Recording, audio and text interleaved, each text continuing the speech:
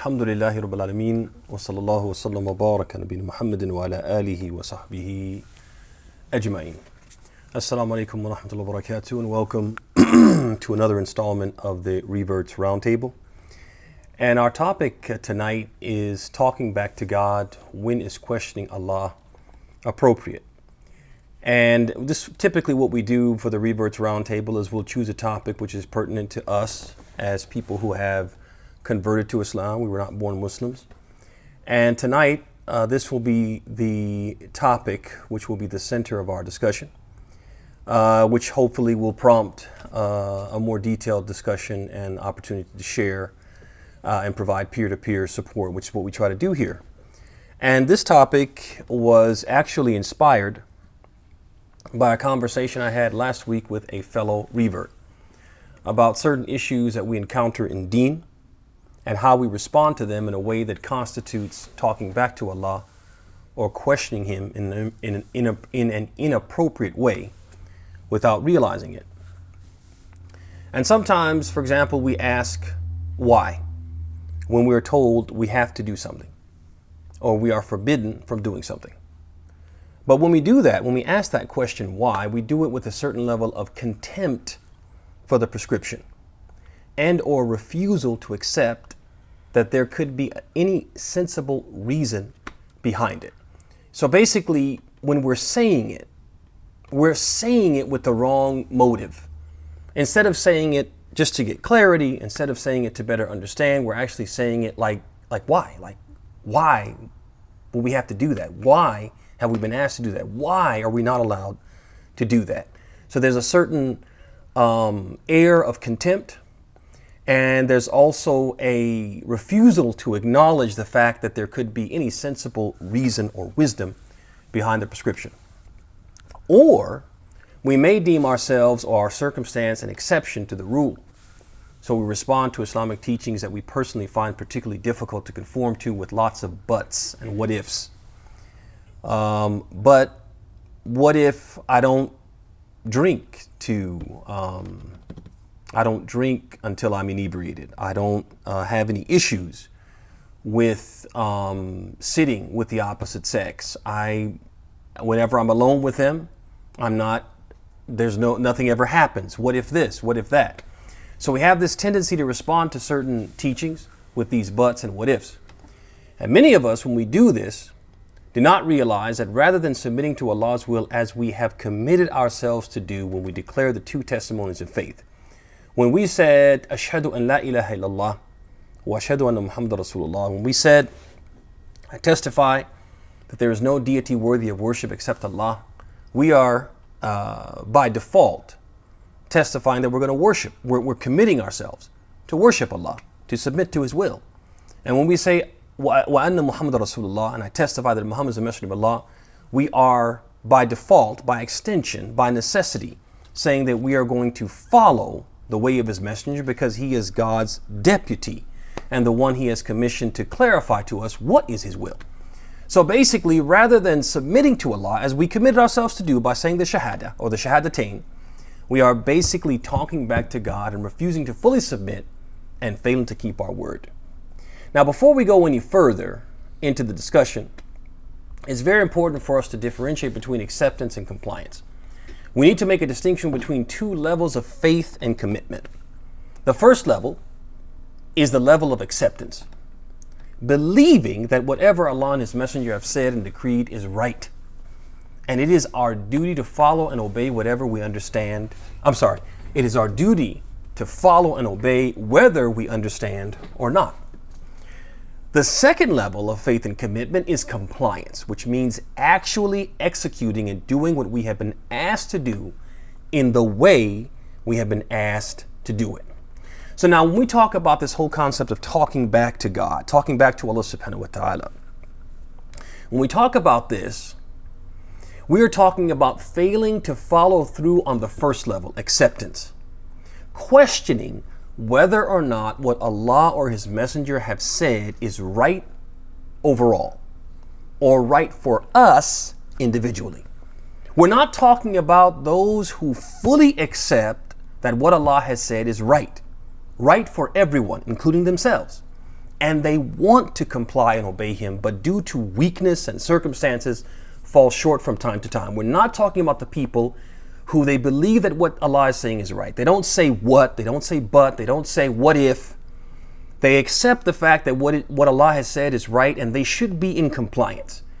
But for whatever reason, weakness, circumstances, they fall short from time to time. They're not able to follow through, but they believe that it's right and they believe that they're wrong for not following through. This is not who we're talking about. The people we're talking about, when we talk about talking back to God, are the people who they don't even check the box of acceptance.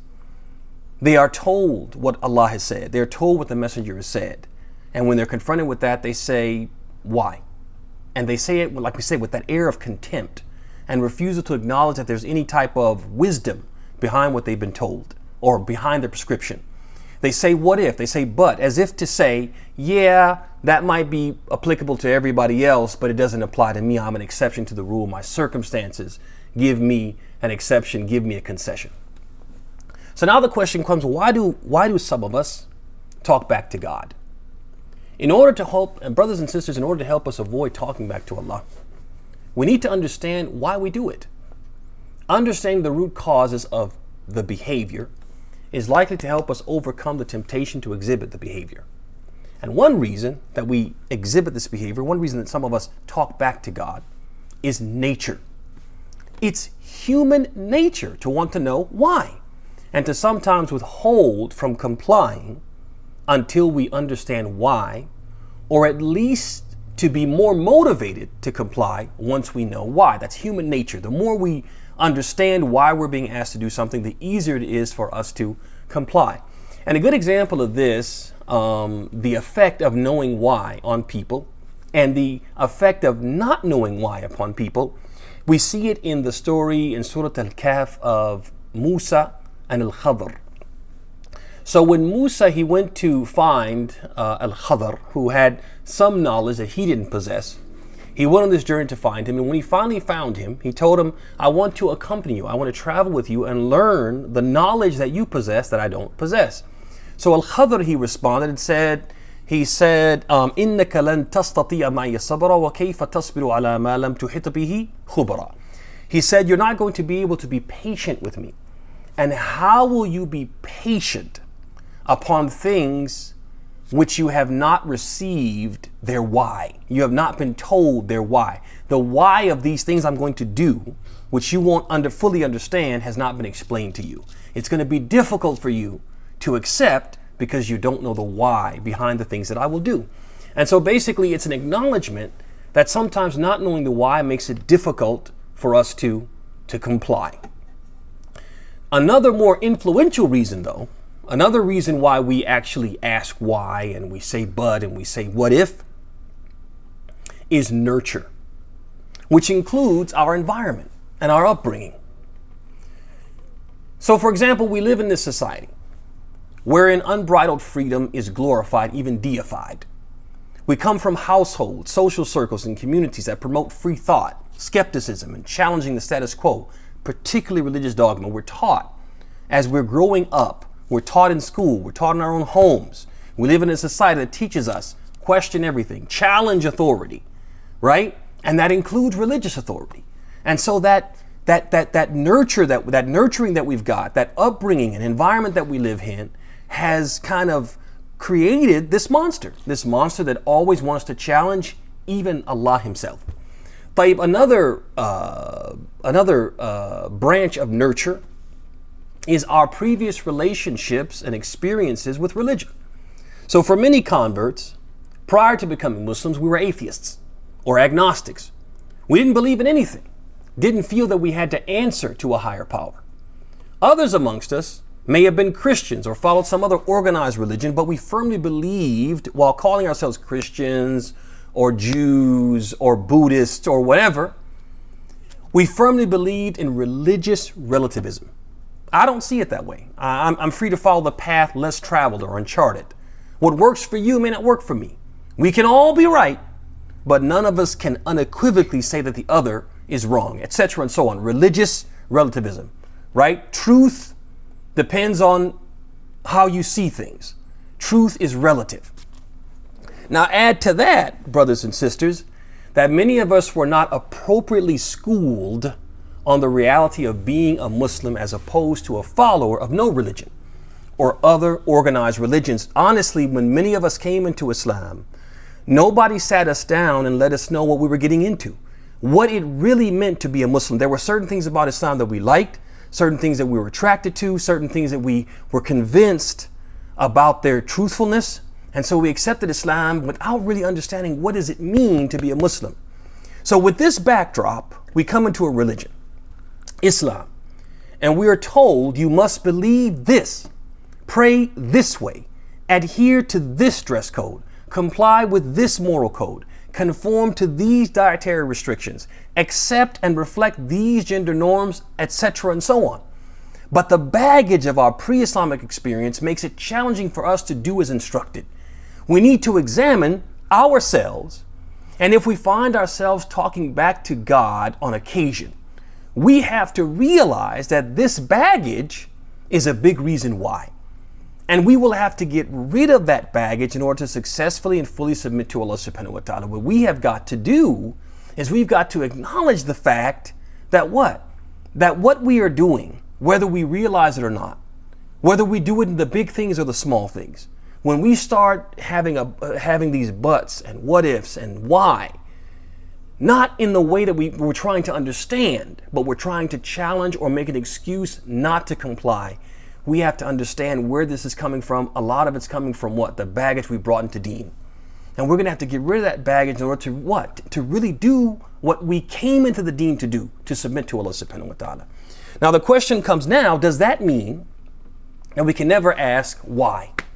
We can never question Allah under any circumstance. So first of all, let me say this, and I hope to revisit this point later toward the end of the talk, or at the end of the talk. I want to spend some time on this point, but I just want to say it right now, but it's important to say. A Muslim, by definition, what does the word Muslim mean? Muslim means literally a submitter, one who submits or one who surrenders. Surrenders to what? To the will of Allah. That's literally what it means to be a Muslim. That's literally what the word means. So by definition, a Muslim is the one who submits and surrenders to Allah's prescriptions, regardless of whether he or she recognizes the wisdom behind a specific command or prohibition. That's what it means to be Muslim. That being said, when we ask why or say but or what if, we are either motivated by a desire to better understand what we have been told or a desire to challenge and oppose. It's either one or the other. If we're asking why, etc., because we want to increase in our conviction and to strengthen our commitment, then asking in that case is permissible and is not considered talking back to Allah. So for example, in the Quran, we see that Abraham in the Quran, he asked Allah subhanahu wa ta'ala, he said, Rabbi arini kayfa tuhil muta. He said, oh my Lord, show me how you give life to the dead.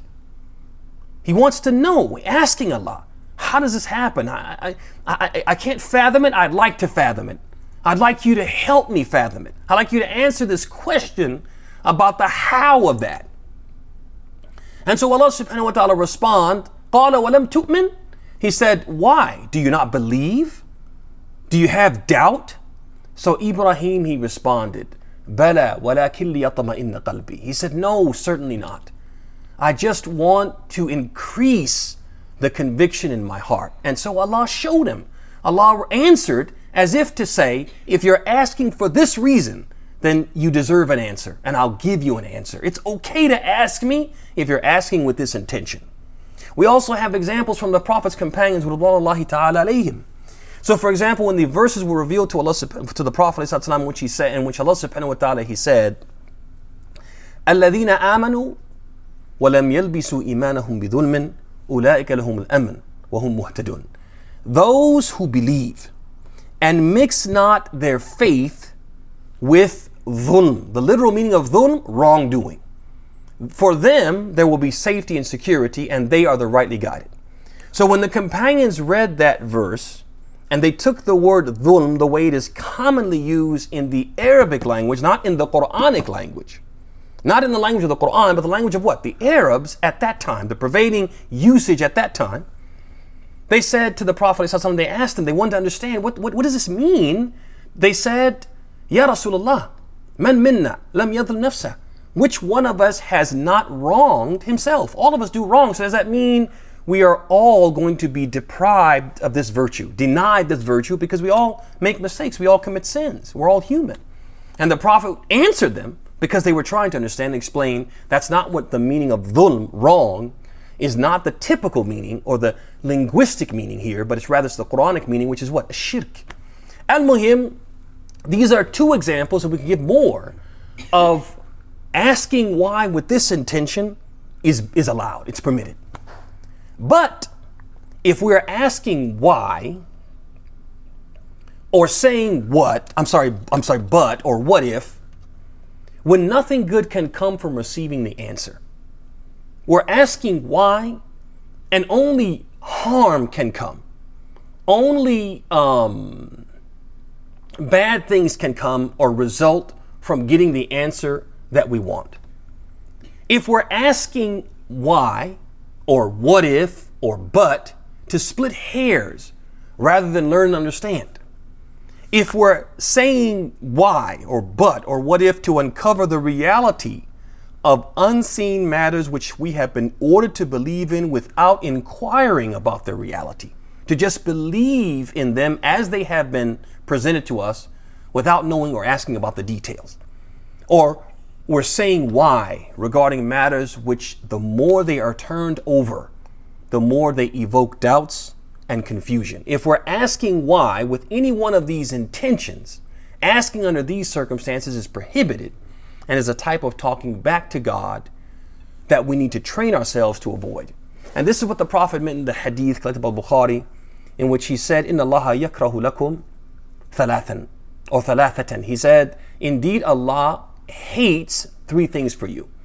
And among them he mentioned kathratu su'al, asking too many questions, meaning asking these questions like the type that we mentioned. Nothing good can come of it. You're just trying to split hairs, uncover and dig deep into unseen matters we've been told to believe at them at face value, etc.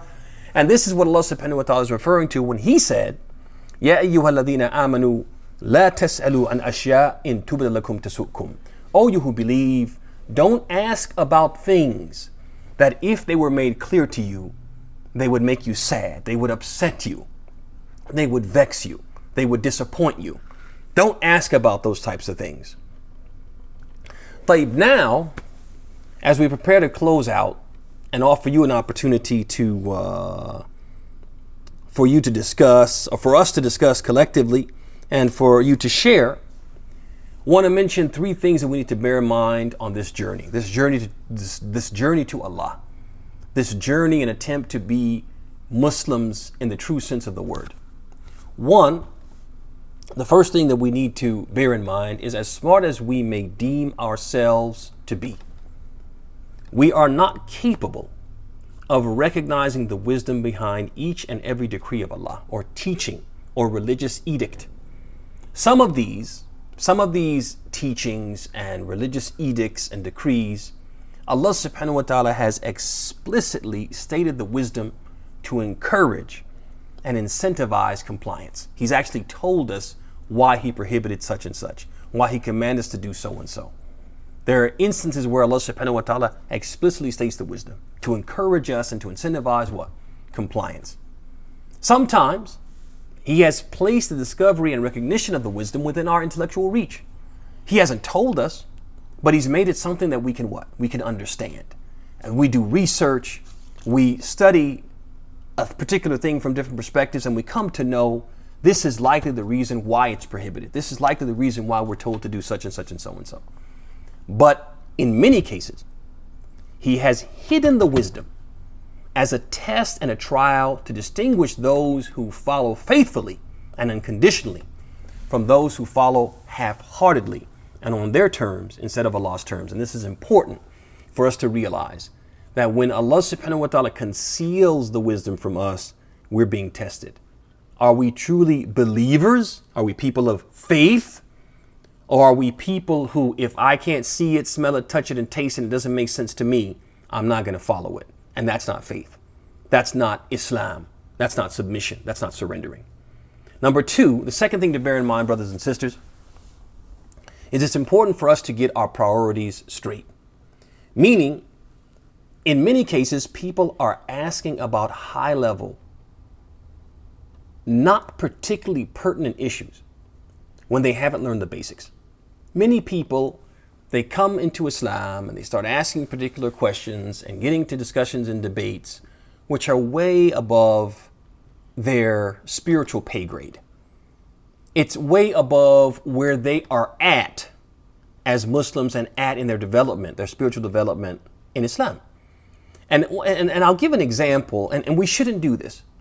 We shouldn't waste our time with these whys and what ifs and buts in areas and masail and issues which really are not pertinent to us given where we are in our journey, in our spiritual journey. And I'll give an example. Once a man came to Imam Ahmad, rahimahullah ta'ala, and he started asking him some hypothetical questions, a number of hypothetical questions. And the Imam, he answered them, but he answered them in a very reserved way. And after he answered the questions and the man turned to leave, and Imam Ahmad, rahimahullah ta'ala, he grabbed his thobe to prevent him from leaving. And he asked him himself, Ahmad began to ask the man some questions. And he said, إيش تقول إذا دخلت المسجد? He said, what do you say? What's the dhikr that you recite when you enter the masjid? The man said, فسكت. He said, I remained silent because I didn't know the answer. فقال إمام أحمد رحمه الله تعالى. So Imam Ahmad asked him another question. He said, إيش تقول إذا خرجت من المسجد? He said, well, what do you say when you leave the masjid? And the man, he said, فسكت. He said, I remained quiet because I didn't know. I didn't know what you're supposed to say. I didn't know there was a special dhikr that you're supposed to say. So Imam Ahmad rahimahullah ta'ala, he said, thereupon he said, اذهب فتعلم هذا. He said, go and learn this instead of wasting your time with these other hypothetical, high level, not particularly pertinent issues. Learn these things that are pertinent, which are pertinent to you and are particularly important to you, and they're on your level. Learn them before you go and try to learn these other things. You get into these thorny issues, and when you can't understand them, you don't get an answer that satisfies you. You use it as a reason to doubt or question your religion. Number 3, the third thing that we should bear in mind, and I'll close with this, bi'idhnillahi ta'ala. And I want to, before stating this last point, which will be somewhat lengthy compared to the other 2 points, before stating it, I want to use as a backdrop 2 verses from the Quran. I want us to reflect upon what I'm going to say in light of these 2 verses. So the first verse is the statement of Allah subhanahu wa ta'ala in which he says, Ya ayyuha alladhina amanu, udkhulu fi silmi kafa wa la tattabi'u khutuwat ash-shaytan. O you who believe, enter into Islam completely and do not follow in the footsteps of Satan. The second one is the statement of Allah subhanahu wa ta'ala in which he says, أَتُؤْمِنُونَ بِبَعْضِ الْكِتَابِ وَتَكْفُرُونَ بِبَعْضِ فَمَا جَزَاءُ مَنْ يَفْعَلُ ذَلِكَ مِنْكُمْ إِلَّا خِزْيٌ فِي الْحَيَاةِ الدُّنْيَا وَيَوْمَ الْقِيَامَةِ يُرَدُّونَ إِلَىٰ أَشَدِّ الْعَذَابِ.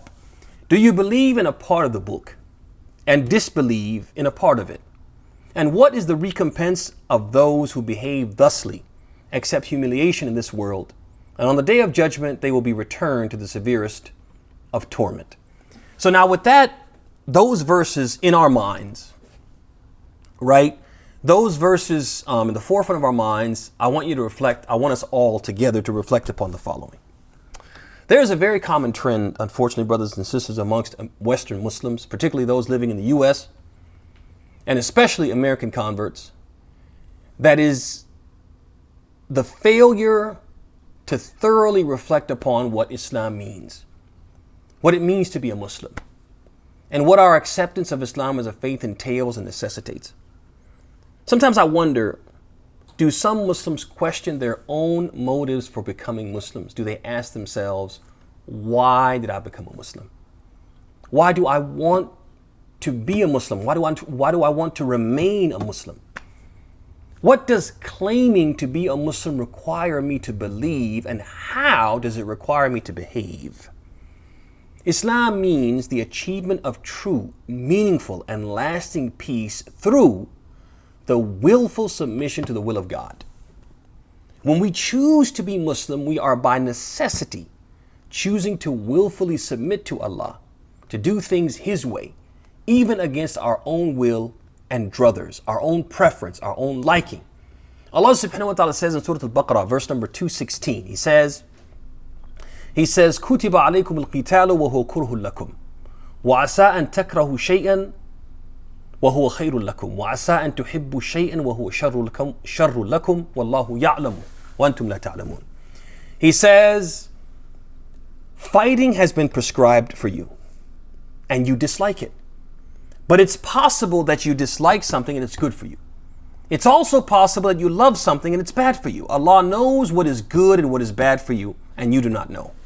What does that mean? It means that there are going to be some things that Allah legislates, He prescribes. And your natural first knee-jerk reaction is to what? To dislike it, to reject it, to find it repugnant. But that natural knee-jerk reaction, that inner feeling towards the injunction, the prescription, or the edict, doesn't justify a failure to comply, a failure to accept it, to believe that it's right. Right in general and right for you. Regardless of how you feel about it, you have to accept the fact that it's right. Allah knows what's best for you. And you have to strive in earnest to try to comply with it. You don't have a right to reject it because what? Because initially, your initial reaction, if it were up to you, if you had your druthers, you wouldn't do it. You wouldn't like it. You wouldn't choose it for yourself. Also, when we become Muslims, when we choose to be Muslim, we're choosing to forfeit our right to choose or to have any say in matters that Allah has already decided. As Allah says in Surah Al-Ahzab, verse number 36, وَمَا كَانَ لِمُؤْمِنٍ وَلَا مُؤْمِنَةٍ إِذَا قَضَى اللَّهُ وَرَسُولُهُ أَمْرًا أَن يَكُنَ لَهُمُ الْخِيَرَةُ مِنْ أَمْرِهِمْ وَمَن يَعْصِ اللَّهَ وَرَسُولَهُ فَقَدْ ضَلَّ ضَلَالًا مُبِينًا. He said, it's not for a believing man, nor a believing woman, once Allah and His Messenger have decided a matter, that they should consider themselves at liberty to choose a different course. And whoever disobeys Allah and His Messenger has indeed gone clearly astray. So this is what it means to be Muslim, brothers and sisters. And this is the thing that many of us we weren't told. We weren't told that. It wasn't explained to us that this is the standard. This is what's expected. In fact, many of us, to get us to convert, it's almost like we were told, hey, just be Muslim and do whatever you want to do.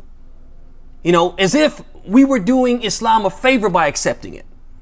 And so it wasn't made clear to us that this is the standard. This is what it means to be Muslim. This is what this is what you are getting yourself into. This is what you are embracing. This is what you're saying you want to be a part of.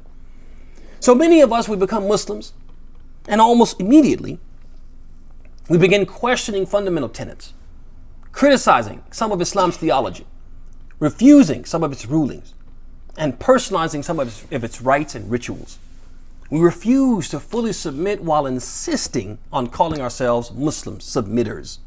And we don't see, nor can anyone convince us of the contradiction, the oxymoron in that. The utter irreconcilability, incongruity of telling God no and feeling justified in doing so, and then saying, I submit to God. They won't see that this attitude and the assertion are mutually exclusive. You can't say, I'm a submitter, and then refuse to submit. In addition, rather than acknowledging that we are in the midst, this is important too, ikhwani wa akhawati, brothers and sisters, pay attention to this. In addition, rather than acknowledging that we are in the midst of an internal struggle that we are going to have to ultimately come to terms with. I want to be Muslim on the one hand. I don't want to fully submit on the other. That's an internal struggle. That's a tug of war that's going on inside of us. That we have to come to terms with that, acknowledge that that's what's happening. Instead of doing that, we convince ourselves that all is well. We are as Muslim or even more Muslim than anyone else. I am a Muslim, a submitter, even though I don't fully submit and have no intention on fully submitting. We are further convinced that Allah is going to accept that from us, and that is delusional. And I'll give you a couple of examples. So for example, we live in a time now where you have imams let alone lay people, who believe it's absolutely acceptable to be in a same-sex relationship. This is 100% acceptable. They don't accept the fact that Islam considers this unacceptable. They reject that outright. And some of them use excuses, and some of them, they go to the Quran and reinterpret certain verses of the Quran which clearly point to the fact that this is unacceptable. They reinterpret those in a more modern and contemporary light to justify the behavior that they deem acceptable, even if they don't practice it. But in their mind, there's nothing wrong with it. There's nothing wrong with it. And so you have imams saying this, and you also have obviously lay people who are saying this. You also have, throughout the history of Islam, women have never been imams. In fact, the scholars of Islam historically have agreed, they've unanimously agreed that a woman cannot be an imam. And in fact, the word imam is one word in Arabic, which doesn't have what? Doesn't have a female version. Because why? In Islam, a woman can't be an imam. But you have people nowadays who are saying it's perfectly acceptable for a woman to be an imam, for men and for what? And for women. To give the khutbah, to lead salat al-jum'ah, etc. And they reject the teaching of Islam, which has been in place and established from the time of Rasulullah until what? Until recently. These are just two examples I can give. I don't want to give a bunch of examples, but what we're saying is that you have people who have taken these stances which are diametrically opposed to the teaching of Islam. They're refusing to accept the teaching of Islam and saying what? We are as Muslim or even more Muslim than those who oppose us. We're going to do it our way, and God is going to accept that. God has to accept that. And the likeness of this in my mind, if I wanted to give a real life analogy, is the likeness of a person who is hired to work for McDonald's. Hired to work for McDonald's, goes, does the interview, shakes hands with the manager, and the manager says, welcome to the company. We'll see you starting Monday at 4 p.m. So the guy shows up at Monday at 4 p.m. wearing a Burger King uniform. And he gets into this argument with the manager. He says, what are you doing? You're wearing the uniform of our competitor. You can't do that. And the guy says, well, I don't think your uniforms are the right uniforms. I think the uniforms of Burger King are better. This is the uniform you guys should wear, and I've decided to go ahead and wear it. So the manager, he says, I don't have time to argue with you. I need you to get on the grill. We can have this discussion later. I just need you to go to work. So the orders start to come in. And people start ordering these sandwiches, Big Mac, Quarter Pounder, whatever sandwiches McDonald's serves. I don't know what they serve. I don't eat there. But you guys get the point. Whatever they serve at McDonald's, people start ordering McDonald's stuff. But this guy who's on the grill is making Burger King stuff. He's making Whoppers and whatever sandwiches they make at Burger King. And so when the people see the orders coming out, they say, hey, this is not a McDonald's sandwich. This is not the way we do it here. You have to do it our way. So no, you guys are doing it wrong. And you should do it this way. You should do it the way that Burger King does it. So the manager says, okay, look, it seems to me that you want to work at Burger King. So go and work at Burger King. But if you're going to work at McDonald's, you have to do it the McDonald's way. He says, no. I'm going to do it the Burger King way at McDonald's. I want to work for McDonald's, but I want to do it the Burger King way. And you're going to accept it. You're going to have to accept it and pay me a salary to work here and do the opposite of what I've been hired to do, to undermine everything the company stands for. Brothers and sisters, that posture will never be accepted by McDonald's. Why would we think that if we do the same thing in Islam, it will be accepted by the Lord of the worlds? Remember, brothers and sisters, I just want to close with this and make sure we all understand, because some people joined us late, that there's a difference between acceptance and compliance. When we talk about talking back to God, we're not talking about compliance. We all have weaknesses and shortcomings, and we want to comply. We want to do the right thing. We acknowledge that this is right generally, and right for me. I'm supposed to do this. And for whatever reason, we just don't follow through from time to time. We're not talking about that.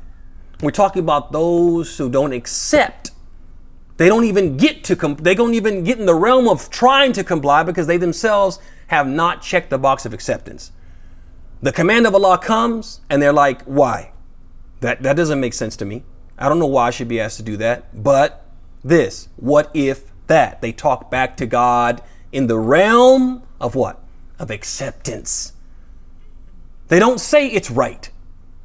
It's not right generally. It's not right for me. They haven't passed that or traversed that hurdle. This is what we're talking about when we talk about talking back to God. And with that, brothers and sisters, we bring our remarks to a close, and we open the floor and give you an opportunity to give any, to ask any questions or make any remarks or to share whatever you might want to share. هذا وصلى الله وسلم وبارك على نبينا محمد وعلى آله وصحبه أجمعين. Alhamdulillah, Jazakallah Khan. So hand raising is open for anyone who would like to come up on stage, or if you and you don't want to come on stage, you can post a question in the back channel and we'll read it, inshallah. Jazakallah Khan.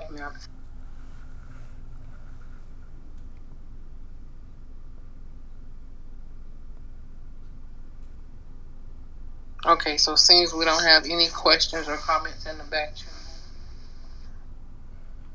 Okay.